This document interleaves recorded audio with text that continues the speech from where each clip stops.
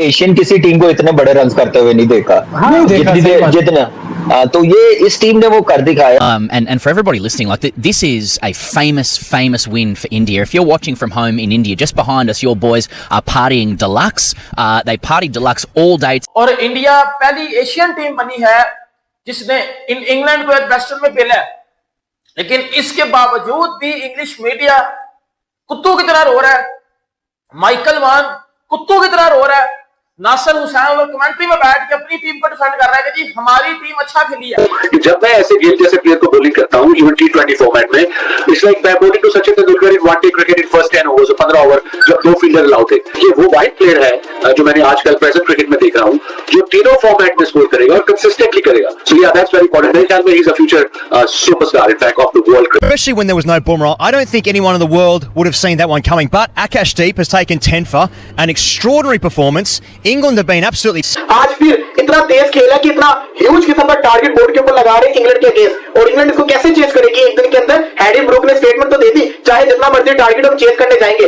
अब अगर बंदा है ना तो भाई चेज करने की तरफ जाना, ड्रॉ की तरफ ना जाना। और यंग इंडिया ने मिल के इंग्लैंड को इधर इंग्लैंड का कब्रिस्तान बनाया, इंग्लैंड को इधर दफनाया, इंग्लैंड की बैज बाल को दफनाया, इंग्लैंड का जो वो कहते हैं ना वेस्टर्न का घमंड था उसको तोड़ा। क्या जबरदस्त टेस्ट सीरीज है कि पहला मैच इंग्लैंड जीतता है, इंडिया दूसरे मैच में ऐसी जगह आता है जहां कभी जीता नहीं है और अपना सुपरस्टार मिसिंग है, और उसके बाद ऐसा जबरदस्त वार करता है पलट के 336 रन से कामयाबी होती है। और उसके बाद अब बर्मिंघम में आप देखिएगा, वहां पर भी टोटल सेल आउट है। अच्छा, कुछ लोग वो भी थे जो अच्छे क्रिकेट को एंजॉय कर रहे थे। हम मुझसे खाली हैं, हमने 5 टेस्ट मैच खेलने हैं। हाँ, अब मुझे बताएं कि हमें क्या मिल रहा है?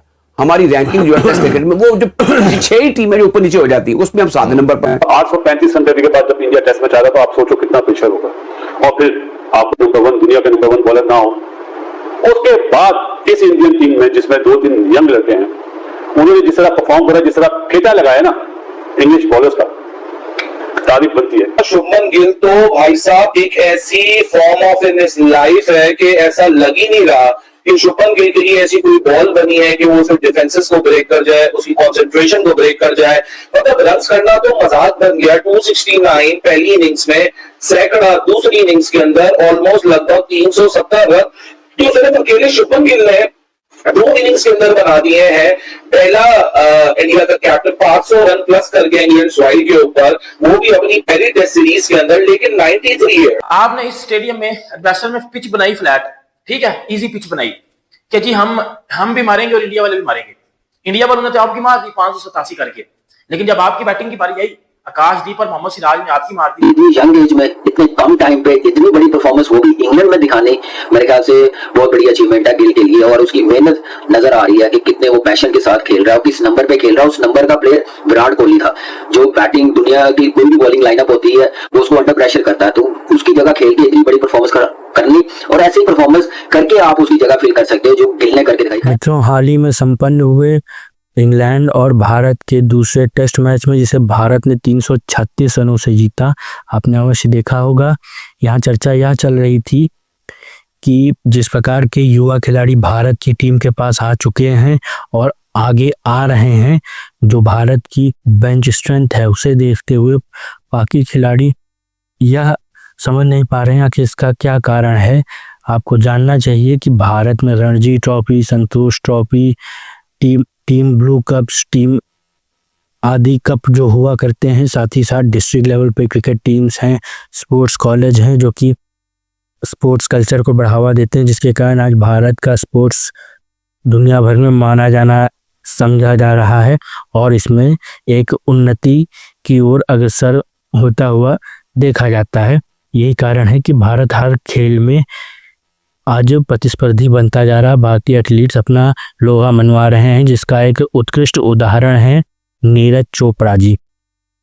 और यही हाल क्रिकेट में है। क्रिकेट में भारत धीरे धीरे करके अब ऐसी स्थिति में पहुंच गया है जहां भारत अब ऑस्ट्रेलिया को एक अनडिफीटेबल की पदवी से हटा चुका है और स्वयं उस पर बैठ चुका है। अब भारतीय टीम पहले की अपेक्षा उतनी असंतुलित नहीं रह गई है। साथ ही साथ भारतीय खिलाड़ी न केवल बेहतरीन खेल दिखाते हैं बल्कि बेहतरीन हेल्थ कंडीशन भी मेंटेन करते हैं।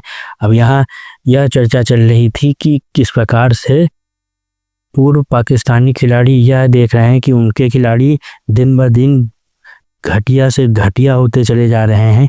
उनके पास जो खिलाड़ी आ रहे हैं वो वस्तुतः पर्चियां आ रही हैं उनके पास। पर्चियां यानी कि दूसरे लोगों की सिफारिश पर आ रहे हैं, ना कि अपनी प्रतिभा के दम पे। वहीं भारतीय खिलाड़ी अपनी प्रतिभा के दम पे टीम में जगह बनाते हैं, और यही नहीं, उन्हें अपनी जगह पक्की रखने के लिए भी लगातार प्रदर्शन करना होता है, स्वयं को फिट रखना पड़ता है, साथ ही साथ हर मैच में सिद्ध करना पड़ता है, वरना उनके पीछे उनके 3 से 4 रिप्लेसमेंट उपस्थित रहते हैं।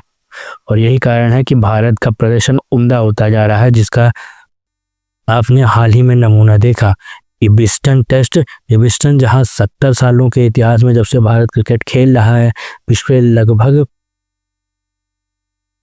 किसी भी टेस्ट मैच में भारत ने इंग्लैंड को नहीं हराया था। साथ ही साथ इंग्लैंड ही नहीं, अन्य जो टीमें जिसके साथ भारत ने मैच खेला हो उसमें भी भारत को कभी विजय नहीं प्राप्त हुई थी, बल्कि हर बार भारत को पराजय का ही सामना करना पड़ा था। लेकिन ये पहली बार है जो काम महेंद्र सिंह धोनी, सौरव गांगुली, द्रविड़, अजरुद्दीन, सचिन तेंदुलकर, कपिल देव जैसे कप्तान नहीं कर सके, वो शुभमन गिल ने अपनी कप्तानी में कर दिखाया। और भारत ने पहली बार यहाँ पर इंग्लैंड को पराजित किया, वो भी एक इतने बड़े मार्जिन से। 336 रन का मार्जिन भारत ने पराजित किया है इंग्लैंड को।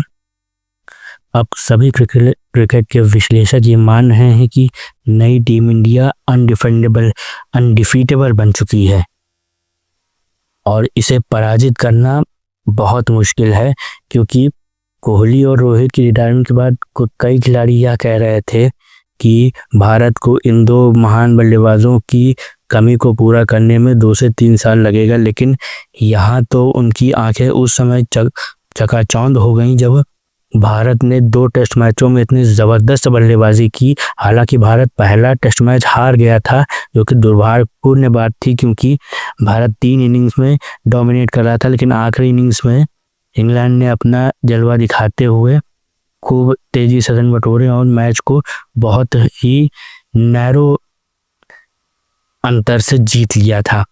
हालांकि यह जीत इतनी संतोषात्मक नहीं थी, परंतु विजय तो विजय होती, लेकिन भारतीय टीम ने दूसरे टेस्ट मैच में वापसी करते हुए ज़बरदस्त प्रदर्शन किया। शुभमन गिल ने दोहरा शतक मारा, साथ ही दूसरी इनिंग्स में भी उन्होंने 150 से अधिक रन बनाए। और वहीं सभी बड़े बल्लेबाजों ने, जैसे केएल राहुल, ऋषभ पंत और यशस्वी जायसवाल ने बढ़िया बल्लेबाजी की। साथ ही साथ ऑलराउंडर रवींद्र जडेजा ने भी दोनों पारियों में ज़बरदस्त प्रदर्शन किया। बैट और बॉल से गेंदबाजों ने ज़बरदस्त प्रदर्शन किया। पहली पारी में सिराज ने 5 विकेट लिए, दूसरी पारी में आकाशदीप ने 6 विकेट लिए और आकाशदीप ने मैच में 10 विकेट लिए कुल। इस प्रकार से भारतीय बल्लेबाजी और गेंदबाजी दोनों ही चमकी, और इसे देखते हुए ही अब दुनिया भर की क्रिकेट कम्युनिटी यह कह रही है कि भारत की टीम को रोकना अब मुश्किल हो गया है। मित्रों, यह वीडियो आपको कैसा लगा हमें अवश्य बताएं, कमेंट में आपकी राय ज़रूर लिखें, वीडियो को लाइक करें तथा हमारे चैनल को सब्सक्राइब करें, साथ ही अन्य लोगों तक इसे शेयर भी करें। आपका बहुत बहुत धन्यवाद।